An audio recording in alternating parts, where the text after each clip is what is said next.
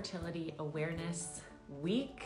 We are here with another episode of BDA Baby, and today I'm really excited. We're going to be talking to Dreyer all about her journey to motherhood. Infertility has been a really popular topic that a lot of people wanted to know more about, and it's been a topic that we've covered before that has had a really high viewership.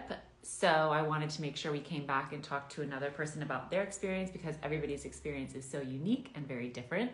And I'm just so excited to talk to Dylan about her experience, and also secondary infertility. That was a really big topic that all the times that I check in with you guys about what topics you want to hear more about every week, secondary infertility is a big one, and not one that a lot of people know about or know what it is at all. So I'm really excited to hear Dylan's experience with it and to be able to share that with you guys. So let me find her. There she is. We'll talk to her about, she has two little babes. So we can have some idea. Hi. How are you? Good. How are you? Good. I'm so happy to talk with you. This is so exciting. I know. I'm so excited. I was just saying that secondary infertility that we're going to also talk about is a topic that I feel like so many people in this world want to know more about, but it's not a topic that we're out there talking about. Like I've mentioned it to a couple of my girlfriends, and they're like, what is that? And it's not as talked about. So I'm excited to be able to hear what you have to say about it, and also your experience and advice for it. But before we get there, I know you have two little ones, and which is so exciting and amazing, and I'm sure you're very tired. But I want to go back to your journey to getting pregnant with the two boys first. So yeah, I mean, with Calvin, so my husband and I, we were married for like 5-6 years before we're like, okay, maybe we'll try this whole baby thing. We were kind of we wanted kids because we were having fun traveling and living in New York, and work was fun, that kind of stuff. And then it just like hit us. Okay, we want kids. So we tried, we got very lucky, and Calvin came like that. So then we decided to wait several years before we ever wanted a second. And once we started trying for a second, like, no, the timing will work out if we try right now and immediately get pregnant. This is when we want to have baby number 2. And it just didn't work out that easily for me. So it's like you do all this planning and you think you have so much control over it. And especially since I already had one successful pregnancy that went really smoothly, I thought having number 2 would be nice and easy, but it wasn't. There was a lot of struggle trying to have. And at what point did you realize that that was something that you needed to look into to be, of course, eventually be dealing with secondary infertility? But was it something that you were like, okay, 1 month we're, going to the doctor, or was this a longer process? Well, I mean, it was one of those things where we kind of 6 months, and they always say try for, I guess if you're over a certain age, try for 6 months and then go to your doctor. If you're younger, you can try for a year, then go to your doctor. And I'm so thankful I went to my doctor when I did. It was probably closer to about 4 months or so. And I had Calvin so easily. I just wanted to make sure everything's okay. And the first thing she did was take a blood test that so few people even know exists. And it basically, just a simple blood test tells you your egg count, just how many eggs you have left. And it turns out I have a really low egg count, which is fine. You can still get pregnant. But if you have a low egg count, you're kind of running out of time, so you're running against the clock, because my body was kind of like in my mid 40s. And I was, I guess, 37 at the time. So I'm 39 now. So my body was just kind of like running out of time. So my doctor said, I don't want you to wait 6 months. I want you to go to a fertility specialist right now. So when we went to the fertility specialist, it turned out the first thing he noticed was, because of my C-section from Calvin, I had so much scarring in my uterus that it was basically closed shut. Like, even though I could get pregnant, I couldn't support a baby. So I was probably getting pregnant just miscarrying before I even knew I was pregnant. It just all happened that my body couldn't support the baby. So I had to go in, have surgery to remove the scar tissue, which I didn't even know was a thing. I just assumed everybody has C-sections, I just assumed recover from a C-section and it's fine. And from the outside, my scar actually is, well hidden. You can't even really see it. It healed very well. So I had no idea there was anything going wrong on the inside. So, step one was that surgery, and then I had to recover from that. And then at the same time, I still had that low egg count. So my fertility doctor said, you can try. Why don't you try a couple times? So it's like, it just takes all the fun out of it. Yeah. It's like, this is miserable. Let's just get this going, because it's a one-track mind, and you're kind of counting down the days till you can take a test, and then you don't even need to take a test. So he said, just try a couple times. And if, then let's start the infertility process, the whole IVF process. So we were trying, it wasn't successful. It wasn't happening. And I started taking the classes, I took the IVF classes that were required to take, and I learned how to give myself the shots and all that kind of stuff. And I ordered all my medicine, everything that I was going to start taking. And I was actually going down to the Kentucky Derby. I was going to cover, because I always every year go to the Kentucky Derby. So I was down there with my bag of medicine on a cooler, on ice, I was ready to go. I had my needles, I had everything ready to go. And I was supposed to start it the next day, the day after I got down there. And my doctor calls me up and he said, don't start anything. You're pregnant. So I was like blown away, just didn't even think it was going to happen. Didn't think it was possible. And I was, mentally prepared, which there's a big mental preparedness that goes. Of course, yeah. All the hormones and all the shots and just injecting yourself with all this stuff. But I remember he did say, but your progesterone levels are really low. So I need you to find a doctor. Which is common, right? Yes. Especially because everything I had gone through, he wasn't surprised that my, hormone levels were all off. So he wanted to go on progesterone and estrogen.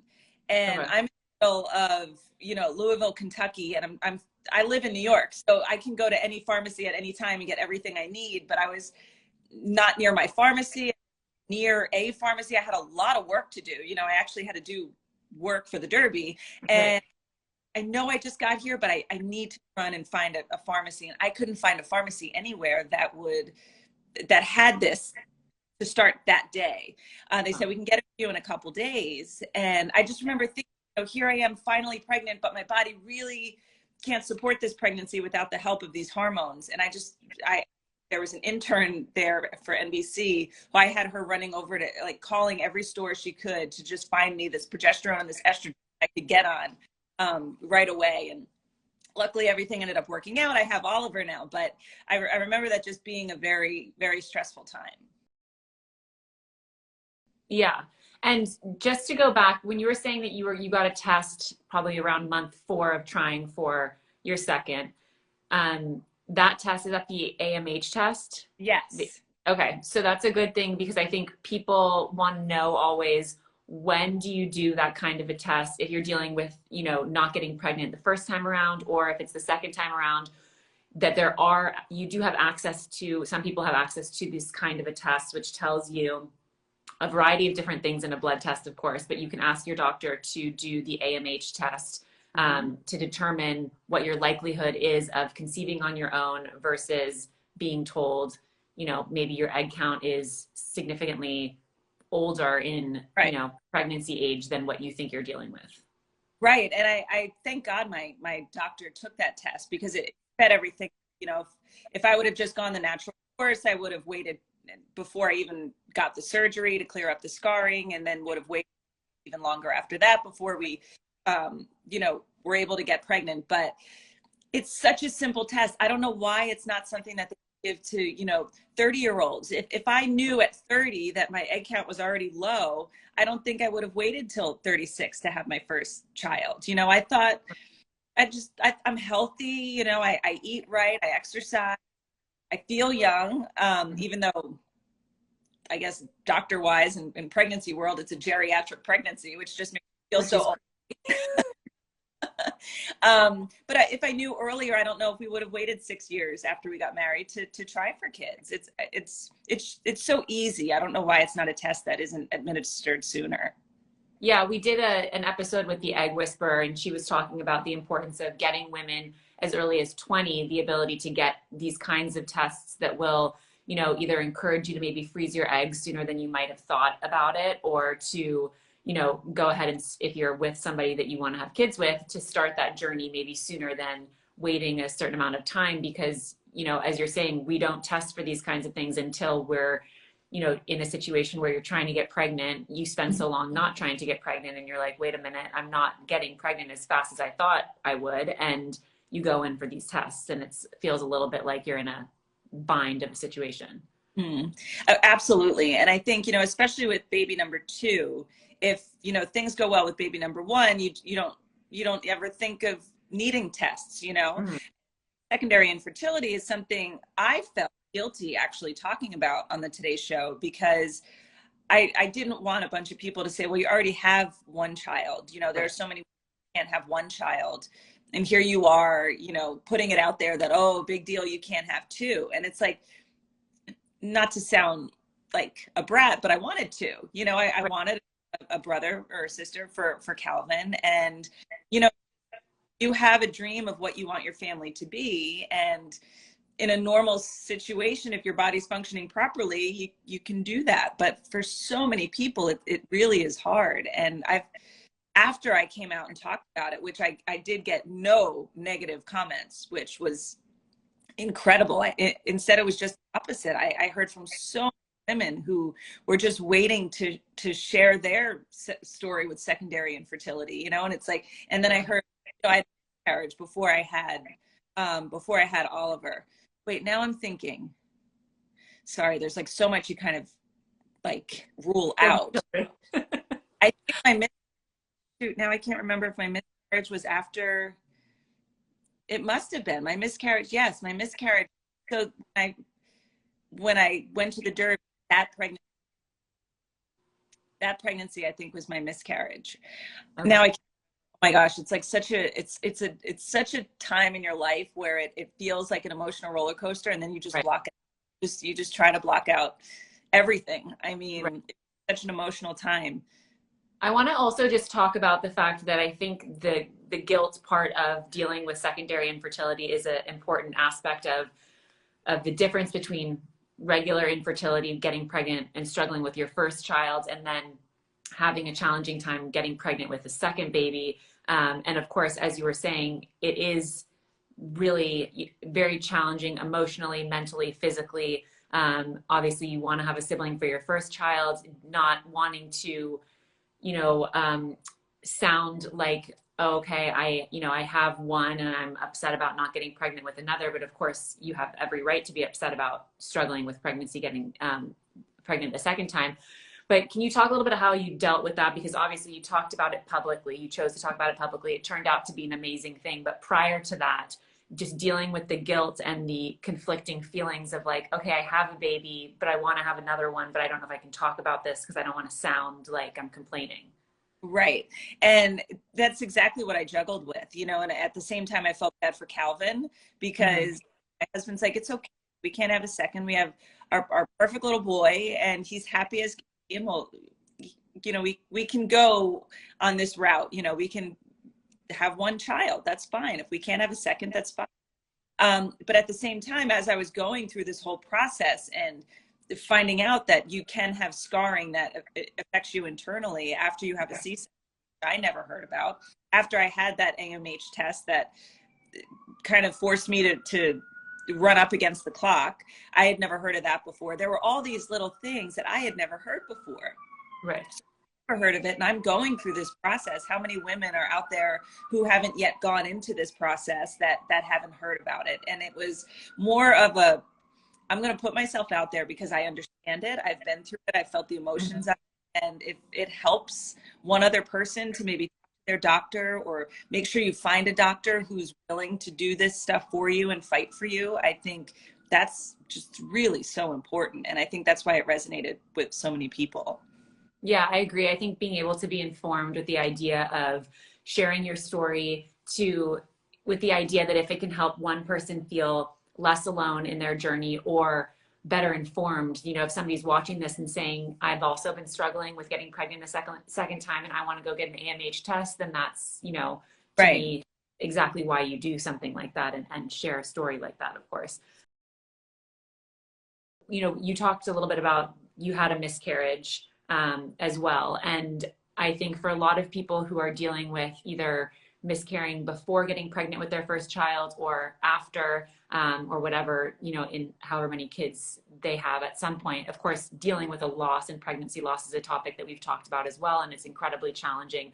And then on top of that, dealing with, you know, the secondary infertility struggles that you also had discovered.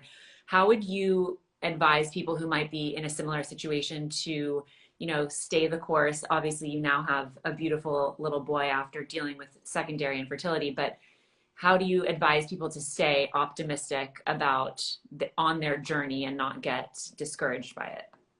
It's hard in the moment because it's so devastating. Because, you know, when you're trying to get pregnant, you're always, you know, making sure making sure you do everything at the right time, and then you're just waiting for that moment you can take your first test. And when you get the positive test, you're like, okay, we did it. We want to tell everybody. We want to share the news. We want to spread the news. And then, so my miscarriage was when I first came out on the Today Show about my secondary infertility. I had the miscarriage because I remember we talked about it on the show. Now it's all making sense. And then then we were going to IVF. That was the next step because we tried on our own. I was able to get pregnant a second time. Then I had the miscarriage. And then I was the day away from starting IVF before I found out I was pregnant again.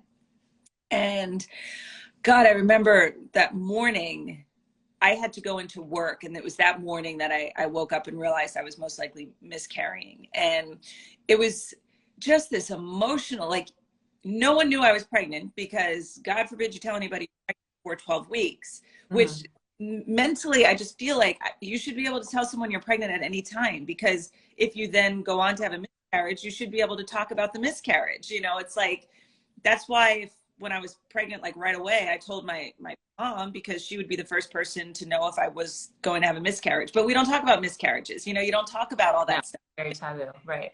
Some of your closest friends, you don't talk about it.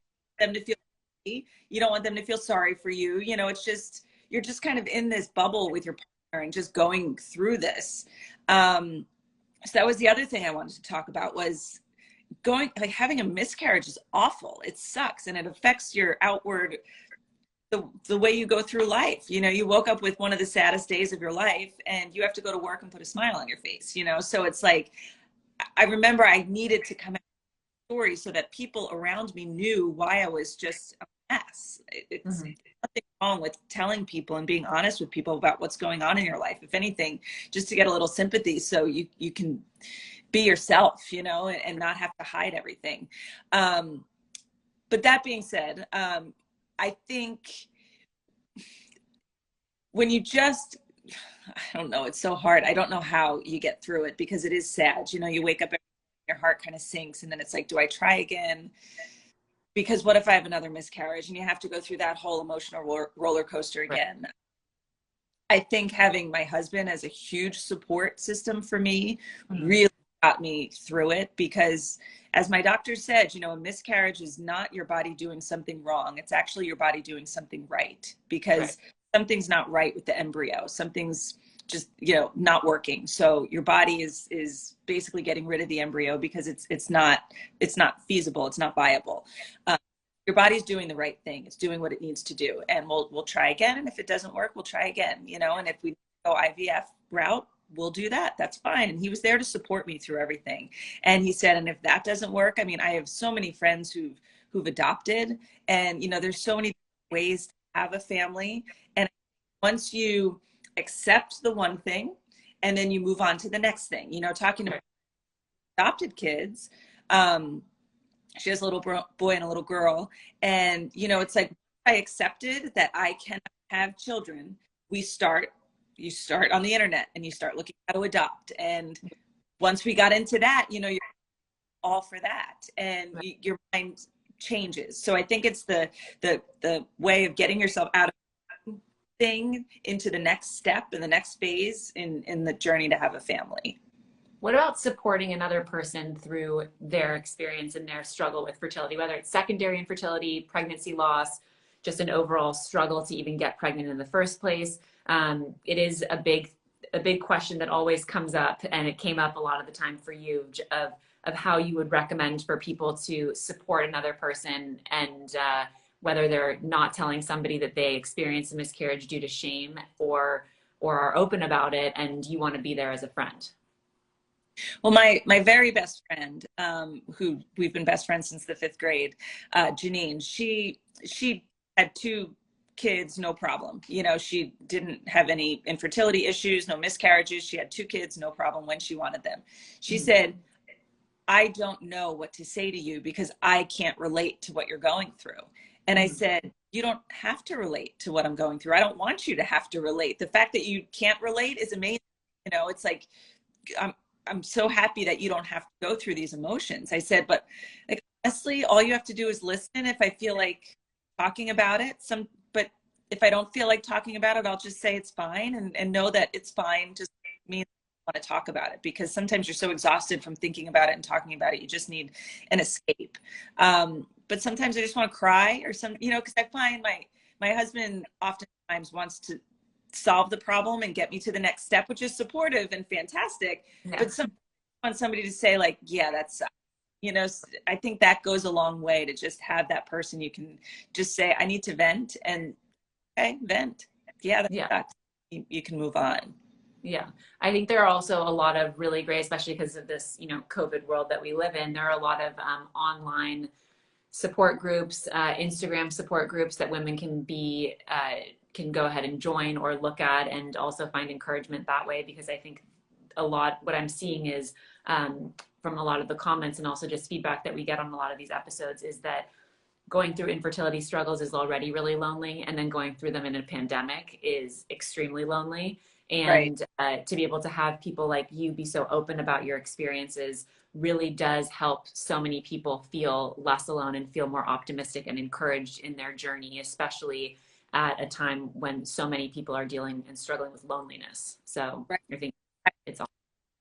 I totally agree. And when I brought my story out on the Today Show, I mean, I physically was trying to read all the comments, but it was just people sharing their story. Like, thank you for giving me a space where I could just write this down. And they would just write the comment and tell me their story. And I read them all, but it was impossible to respond to them all because there were so many. And it was just, people were just looking, and it was a comment on Instagram or a comment on Twitter. You know, it's just, I feel better that I got that out there. Right. Yeah, no, it's so amazing. It's truly incredible. I also want to go, I know you and I, before we were trying to figure out like what exactly the topics we were going to cover, breastfeeding was a big one. And it was actually originally when you and I had decided to have this conversation, which I'm so grateful that you agreed to, we were going to talk a lot about breastfeeding. And since it's Infertility Awareness Week, we wanted to talk a lot about that as well. But when it comes to breastfeeding, stopping breastfeeding, and also the struggle and the job of breastfeeding, it's a beautiful and amazing thing that you can do with your baby. And some people it comes really easily. Other people struggle a lot with it. Can you talk a little bit about the post that you had done? Because it was one that I think was really groundbreaking with how people responded to it so beautifully and felt so heard by your ability to be so open. Yeah, that post was when I was just wrapping up breastfeeding with Oliver. And I don't know why, but stopping with Oliver was 1,000 times harder than stopping with Calvin. I guess because after Calvin, maybe I knew I would always try for a second, you know, and after Oliver, it's like, who knows what's going to happen? This could be the end of this whole era. And I breastfed both kids for a full year. And Calvin was okay because he nursed pretty well. You know, I could bring Calvin. I remember we brought him to the Lion King.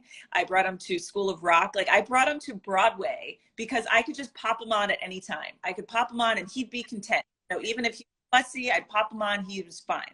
Oliver wanted nothing to do with it. He absolutely hated breastfeeding.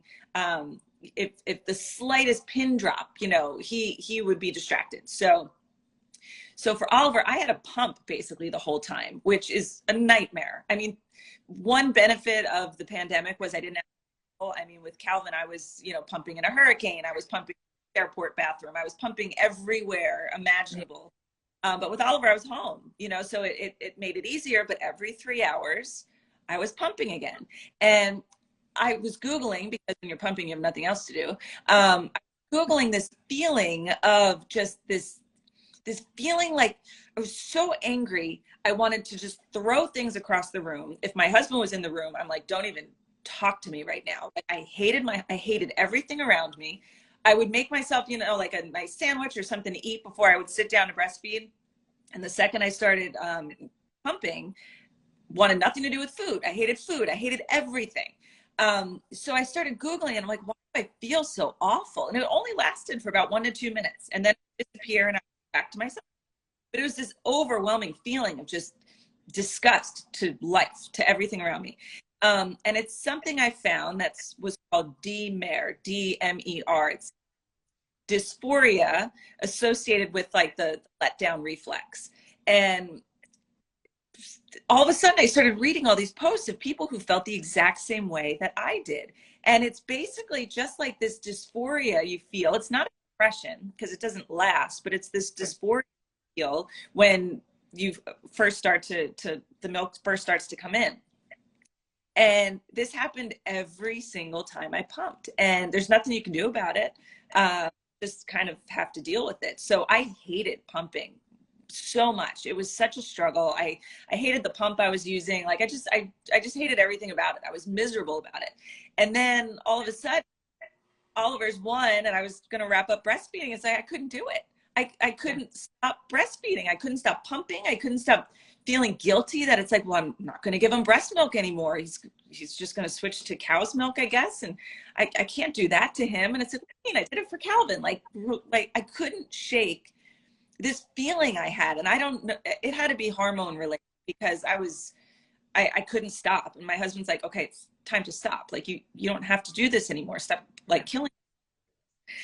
So this necklace I'm wearing, wait, which one is it? This necklace here, because I was like such a psycho and couldn't stop. This is actually made out of my breast milk.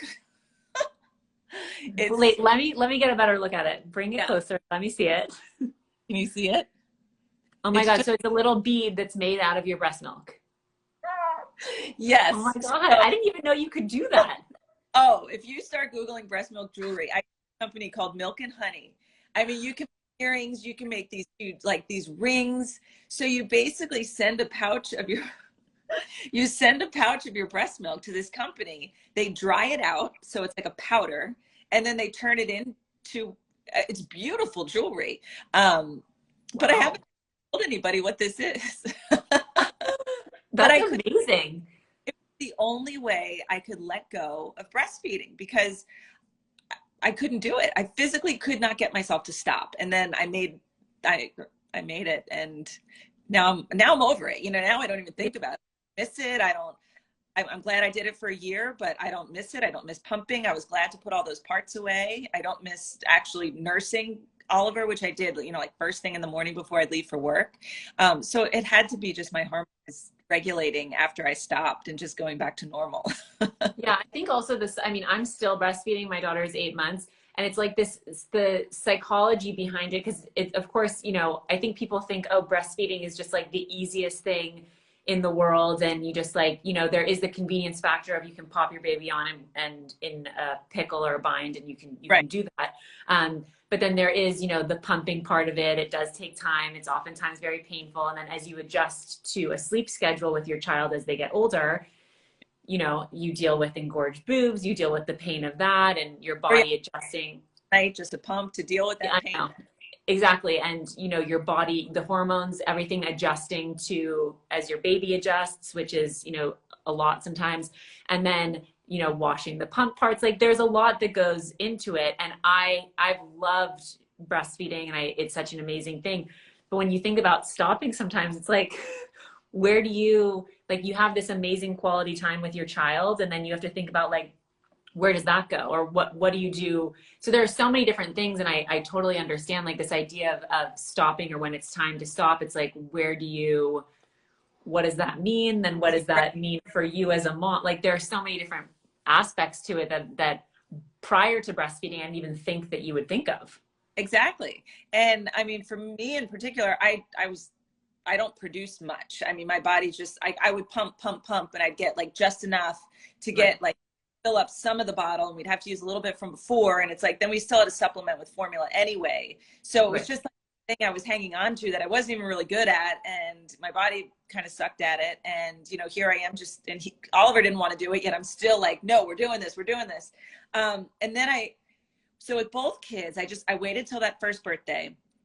And I remember, you know, after the first birthday, I'm not going to pump anymore. I'm just going to nurse, because I had to pump a lot too, because again, I wasn't producing that much. So once I stopped the pumping part of it, it took that weight off of me. That like looking at the clock and just, you know, this way when I felt engorged, I would try to nurse. And if he didn't want it, then I can't force it on him. If he doesn't want it, it actually makes it easier to stop breastfeeding. Forcing this boob to him that he's like, I don't want this. It's like,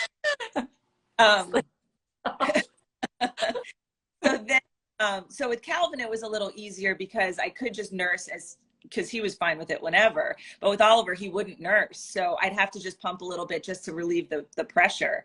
And then it just became one of those things. It's like, all right, I took my pictures, you know, this is the last time I'm going to nurse him. This is the last time I'm going to pump. I have all those pictures that I'll probably never do anything with or ever look at again. And it honestly was making the jewelry that made it like, okay, so this still exists. It's still there. Let's just let this go. And after like 3 days, you're over it. It's like everything regulates and your body just feels like, okay, I can be just normal. You know, I don't have to feel this sadness anymore, but it was an overwhelming sadness. So just to warn you, it's like, be prepared. My gosh. Well, I mean, I'm so grateful that you're so open about that experience as well, because it is something that I've heard a lot of other moms who've stopped breastfeeding dealing with, not only the, you know, the physical part of your body regulating and adjusting, but also the, you know, sadness or anger or whatever the feeling is of letting that go, and it being much more emotional than I think people talk about or give it credit of being, because it's, it becomes a big part of your identity as a mother. And then also there's people who struggle with it and feeling like, you know, you have to try to get your body to do it and feeling bad about yourself that if you can't do it. And there are a lot of emotions that go into all of these different aspects of motherhood and adjustments as we go. So I'm so grateful that you took time to talk about fertility and secondary infertility and your breastfeeding journey. And I'm going to make sure that we put all that information about, it's D-MER, right? You said? Yeah, D-MER. Okay. Because I have not heard of that. And that's a great thing for people to also be aware of. And thank you so much for taking time to do this. I'm so excited. Like I told you, you know, in our emails back and forth, I'm an open book. So just to be able to regurgitate all that, and you know, everybody listening, I feel so honored that you asked me to chat with you today. Oh, well, thank you so much. I think it's amazing how open you are, and that's, you know, I of course have known you for a while, but just being able as a mom now to see how open you are is such a gift to not only to me as a new mom, but also to so many people who are finding themselves dealing with similar challenges, or may find themselves dealing with it and can go back and see that they're not alone. It's such a huge gift that you give people. So thank you. Misery loves company. Exactly. Thank you. Thank you so much. Bye. Have a good day.